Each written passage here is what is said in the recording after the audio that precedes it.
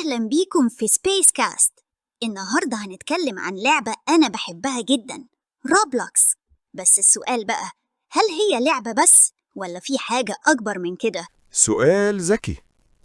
روبلوكس مش مجرد لعبة، دي عالم كامل.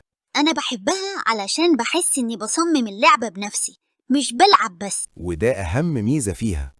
روبلوكس بتخلي الطفل يفكر ويخطط ويجرب. في أطفال كتير اتعلموا أساسيات البرمجة من غير ما يحسوا. يعني وأنا بلعب أنا بتعلم؟ بالظبط. بس خلينا نكمل الصورة. أول مشكلة الإدمان. اللعبة ممتعة جدا وساعات الواحد ينسى الوقت. حصل مرة دخلت 5 دقايق لقيت ساعة عدت. تاني حاجة الشات. مش كل اللي جوه اللعبة مناسب للأطفال. وعشان كده لازم إعدادات أمان. مظبوط.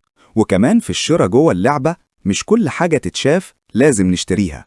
يعني هي كده حلوة بس محتاجة عقل. أحسن حاجة قلتها، هي متعة ومسؤولية، فتبقي تجربة آمنة ومفيدة. قولوا لنا رأيكم في الكومنتات، إيه أكتر لعبة بتحبوها على روبلوكس؟ واستنونا في حلقة جاية من سبيس كاست.